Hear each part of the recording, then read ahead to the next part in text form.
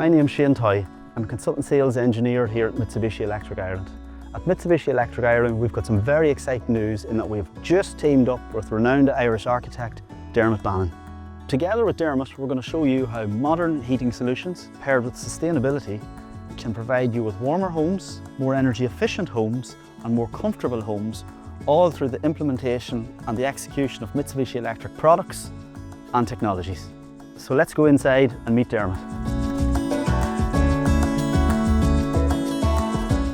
It's not just that Dermot is an expert in his own field, but back in 2019, Dermot installed a Mitsubishi Electric Ecodan air source heat pump in his own home. Hey Shane, how are you doing? Come on in.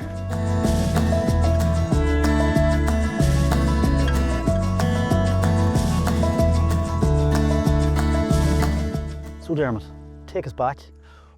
So 2018 we bought the house originally. It was a 1920s house. It was small and it was, I think it was a G rating. It had a gas boiler in it. It was freezing. It was one of the houses that had ice on the inside of the windows in the morning. So we were putting an extension onto it. We were renovating it, but at the time, in the practice and on Room to Improve, I was retrofitting houses.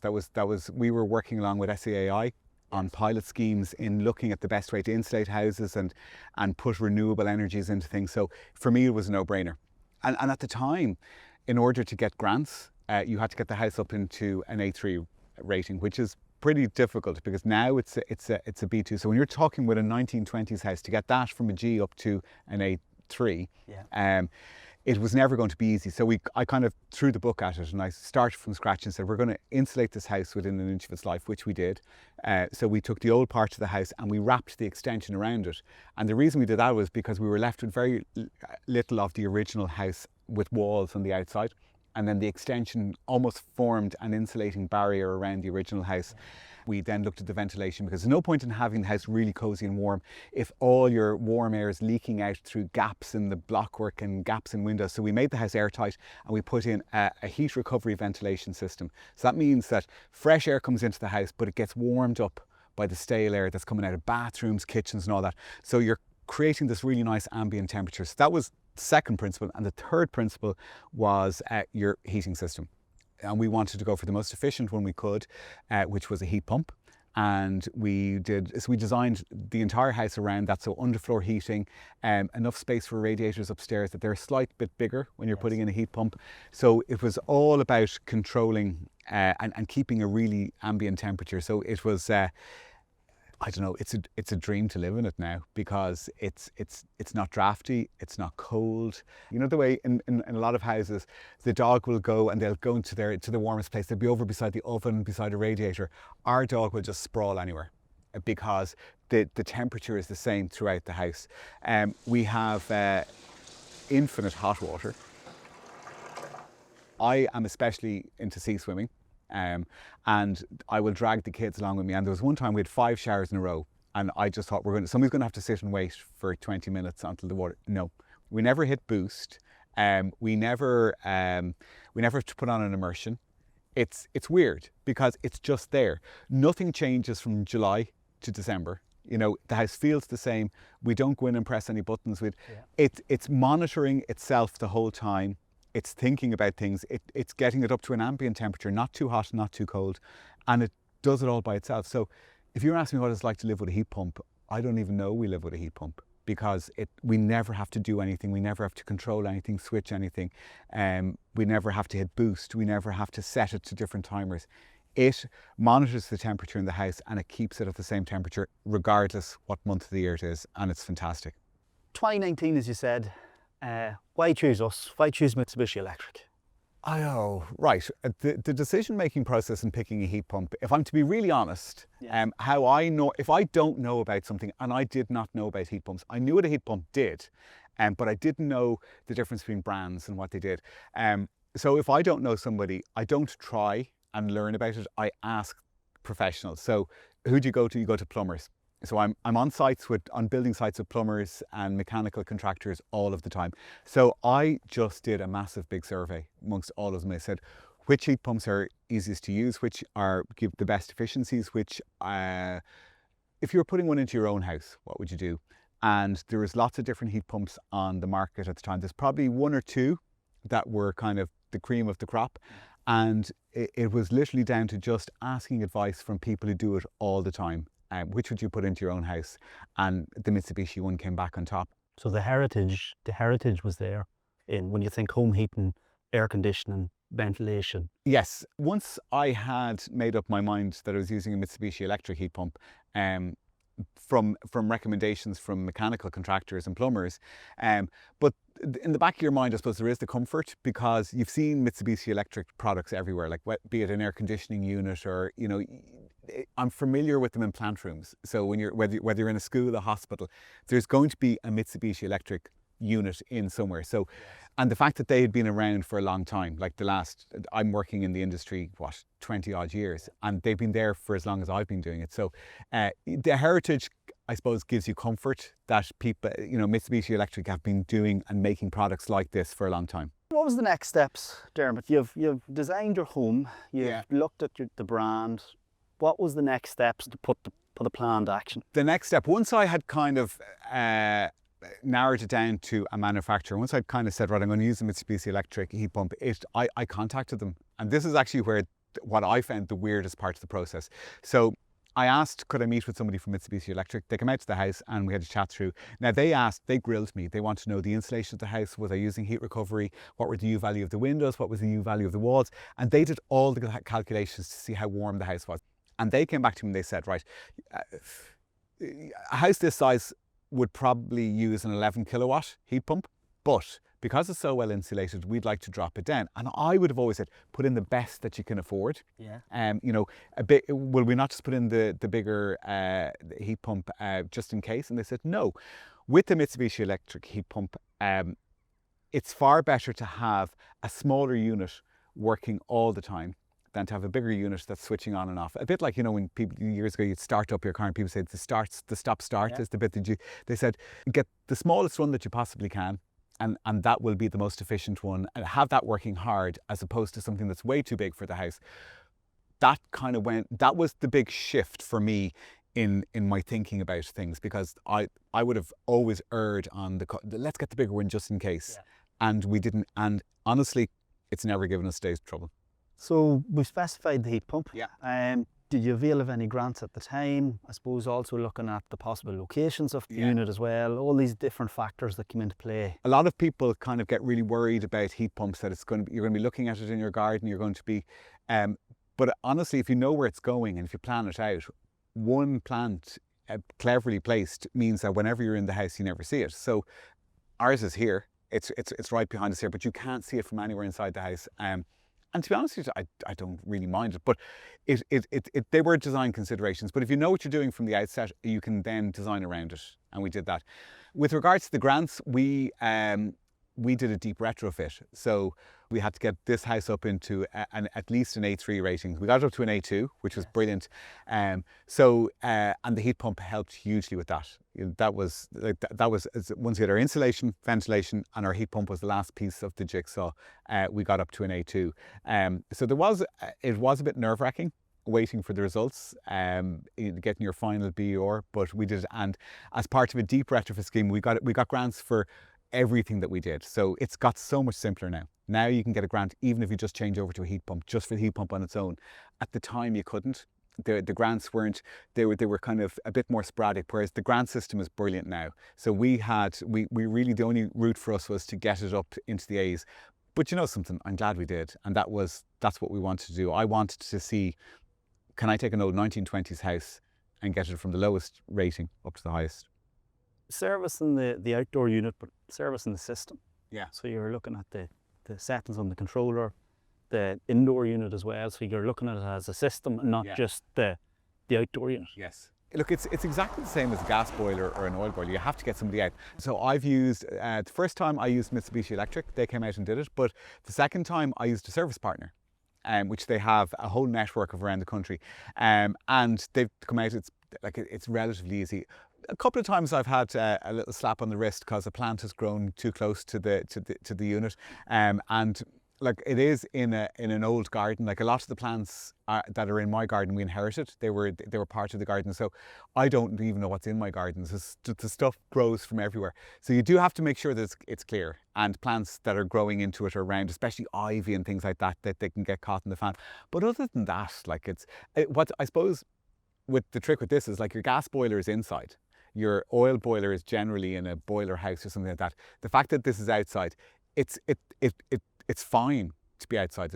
That's where it needs to be, but you just have to watch things growing around it, and that's so. I did have a service partner tell me, "Now, Dermot, you know you should be keeping the weeds out of this," but I'm careful with them now. So typically, tell us, Dermot, how do you control your heating system? We don't.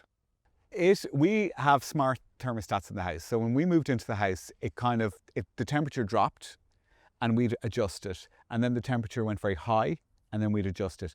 And what it was doing, it was almost prompting us to find out what temperature we liked. So for the first couple of months we were living in the house, we were constantly adjusting the thermostats.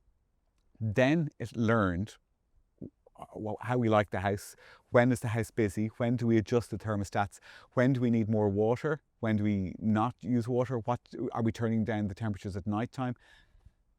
And honestly, we haven't touched the control in 4 years. It goes from summer to winter, autumn, spring, whatever, and it knows our patterns. It knows the temperatures that we like each room at different times of the day, and it just does it. I have never, like, years ago we would have hit boosts going into the house in the winters even. I've never ever touched the house is always ambient. We don't turn it off when we go in holidays. We don't switch off anything. It knows us, and there's no running of it. It just exists. It lives with us as a kind of silent partner. So it goes back to your original point you were saying, where it maintains that level of comfort throughout the year. It's not like your traditional heat sources where heat was sporadic. You were boosting it for an hour and hoping that the... Years ago, I suppose, with heat, you knew about it. The house was either too cold or it was too hot, because you had just hit boost and the house would get too hot. Now for us, heat is invisible. We don't know that it's on. We walk into the house, it doesn't feel like, when you come in from the outside in the winter, it just feels nice. It doesn't feel like you're walking into a furnace, and we never adjust anything. It's a low, even temperature all year round. Yeah, so Dermot, what does sustainability mean for you in your own home? Sustainability, I suppose, is doing the best that you possibly can with every aspect of your home to try and, I don't know, to future-proof it is the wrong word, but to make your impact on the planet as small as possible. So whether it's recycling, the electrical appliances that you choose, right down to the heat pump. So what I wanted to do was to take everything we possibly could off fossil fuels. So that was gas boilers, the car, cooking, and so everything shifted. When you get the opportunity to do something, when you're doing a renovation, you have choices. You've got choices on absolutely everything. And what choice here is the best for the planet, and what choice is the best for you, and what choice is the best for your pocket, and always going the sustainable route. Sometimes it might cost you a little bit more to install it, but it'll save you money in the long run. You'll get the money back, because it's like everything is much more efficient. You have to think about the mark that you're leaving on the planet. We've got finite resources on this planet, and how much are you using? And that's what was really important to me. So Dermot, I know you said it's the silent partner in your house, and heat's invisible and all that. So tell me, how does it work? Why'd you ask that question? Because I'm just interested to hear it from your point of view. So I kind of do, yes. Don't ask me the technicalities of it, but basically it works the opposite way to a fridge. So a fridge, kind of the unit at the back, you've got a fan and you've got all of those the coils and all that. Yeah. And that kind of cools down inside the fridge, and that's why the back of your fridge is a little bit warmer, because it kind of takes the heat out of the inside of your fridge. This works exactly the opposite. So even on a very cold day, like say if it's 3 degrees, there's still 3 degrees of heat in the air. And what it does is it takes that the heat that's in the air and pushes it through the system and multiplies it up with electricity. And then that goes into water, which goes into your underfloor heating or wraps around your hot water cylinder. So it doesn't heat to the same, it doesn't heat to the same temperatures as, say, a gas boiler will. So that's the big difference, is that it's a much lower temperature, but it's softer, it's easier, and it does work really, really well with underfloor heating, because it heats up the entire floor, and then it lets the heat radiate out during the day. So your entire floor becomes like a big radiator, but it's a softer, lower heat than a gas boiler or an oil boiler. It doesn't get up to the same temperatures, but if your house is insulated properly, you don't need it to ever get up to that. So there's none of this, burning your hand on a radiator. That's all gone. It's all a soft, low heat, all coming from here in the opposite way to a fridge. There's probably more technical bits to it. Well, you know what? You've got it in a nutshell, because in the most simplistic way, the application is the same. Yeah. If you were to open up your fridge, what's inside it? Insulation. Yeah. If you close the door of your fridge, that is true. It's airtight. Yeah. The heat pump is, rather than generating heat, it's extracting heat, and that latent heat, that latent energy, is always in the air, and that's down into the air, down to the lowest of temperatures, because we're working in the process of refrigeration. And it shocks me all the time, because heat pumps obviously were invented in the Nordic countries. Like, that's when where they first kind of rose to prominence, and they can have temperatures of -20, -30 degrees, and they still use heat pumps. So Dermot, we've covered a lot there. Yeah. So what's in your words, and living with a heat pump, what's the key benefits that you think a homeowner would benefit from having this technology in their home? Oh God, what are the benefits? Where do they stop, I suppose? Look, first of all, a Mitsubishi electric heat pump is really easy to live with. So much so, I don't think about it. I don't even know it's there. For me, it was future-proofing the house, doing my bit for the environment, lessening my carbon emissions, getting the house off fossil fuels, and that heat pump behind me plays a pivotal role in all of that. With a Mitsubishi electric one, you've got a service plan behind it. So you've got somebody to talk to about coming into service once a year, and that's the thing, I suppose, is the backup. Like, Mitsubishi Electric have been in Ireland for 45 years, so they're here, they've got a presence on the ground, and really, once you've made the decision about what heat pump you're going to put in, what kilowatts is going to be, where you're going to put your plant in the house, what heating system are you going to do, radiators, you're doing underfloor heating, once you've done all those design decisions, there's nothing else you need to think about. So, there's always some misconceptions about heat pumps and the technology. One of the biggest we'd find is what it physically is like out in the garden, and what it sounds like. I think the biggest misconceptions about a heat pump are, firstly, the noise. We've been sitting beside it here for the last couple of hours drinking coffee. Like, you don't hear it. It's a fan. That's all it is. So the noise is the biggest one. They don't make much noise. How big it is in the garden, people are worried about looking out onto it. Honestly, if you plan it, know where it's going, and plant a couple of strategic plants, we don't see ours. It's completely hidden, and it's only 4.5 meters from the house. When I say to somebody, this is 4 times better than your gas boiler, they don't understand it, and sometimes they don't believe it. But, like, honestly, the Nordic countries and the colder countries have been using them for a long time. This is not new. A heat pump is not new. There's heat pumps in your car. There's heat pumps in your tumble dryer. Heat pumps and heat pump technology is being used in so many different things that people are unaware of. I think the biggest fear with a heat pump is that people just don't know how they work. So everybody knows when they see a flame in a boiler that it's working, it's generating heat. Because people don't know how a heat pump works, they're fearful of using one or specifying. And then when you tell them that it's 4 or 5 times more efficient than your boiler, then they don't understand why or how. They're not noisy. They can be disguised within a garden really easily. And I think the biggest fear is just the unknown. So what advice would you give to any homeowners that's thinking of going down the route of an air source heat pump? If you are thinking of a heat pump, which you should be, plan. Talk to the experts, talk to the Mitsubishi Electric specifying team, because your plant room is going to be different. You've got a big hot water tank for all those unlimited showers. That needs to go somewhere.